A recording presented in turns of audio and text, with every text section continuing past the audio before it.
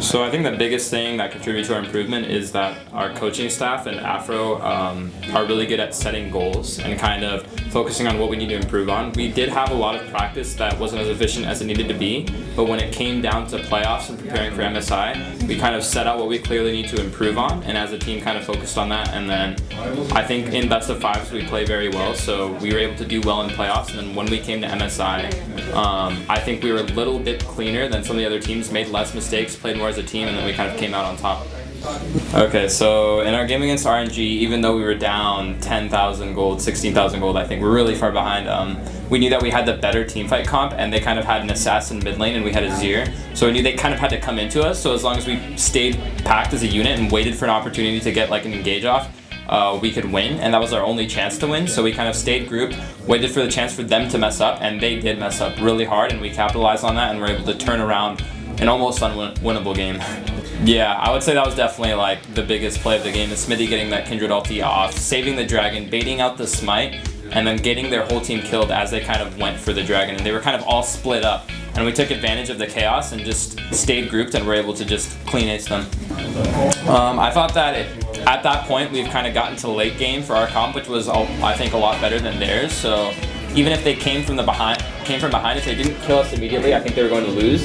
And we got clutch bindings and stuns on their carries, which made the fight very easy for us to win. I think Soraka is really strong because not only have people not played against her before, but she kind of changes, like she's actually a champion that changes the way you have to play against the team.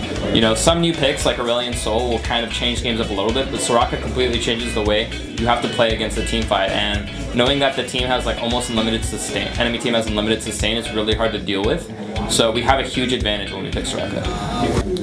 Yeah, it kind of sucks to just play Poppy, Maokai, Echo every game for top lane, and then jungle is also 3 champions. Mid lane is mostly 3 champions. You know, every position is like mostly 3 or 4 champions, especially top lane. And I kind of wish there was more diversity in this meta right now, but you kind of have to play what's the best.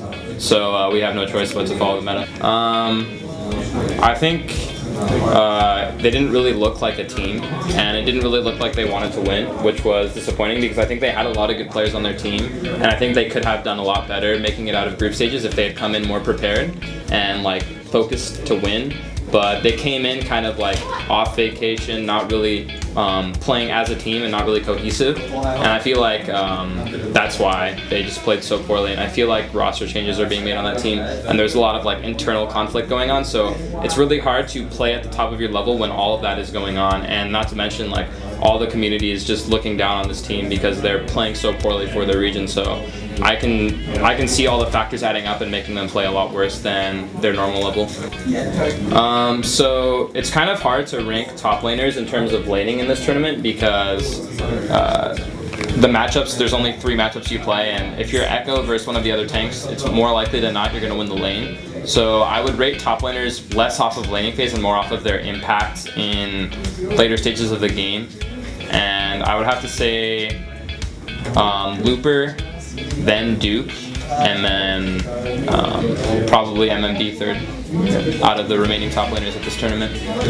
So I think best of 5 format is our strong suit. We're really good at adapting, and we're really good at just keeping a level head. So we're just going to focus everything on this one team, you know, have everything planned out from the draft to how we want to play the game, and we'll just prepare as much as we can for this one opponent, which is the advantage of the best of 5 for both teams. So we'll just come in extremely prepared, extremely focused, and just take the series. So we definitely wanted to avoid RNG and SKT in the semis. So we got against Flash Wolves, which was the only other team we had. So I'm glad that's our opponent and who we got to play against, because I think that's who we wanted to play against the most. Happy Mother's Day to all the fans, and just want to thank you guys all for your support, and hope you guys all enjoyed the tournament and our performance. We're going to keep making you guys proud, and stay tuned for more at Hong Kong Esports. Yeah, thank you so much.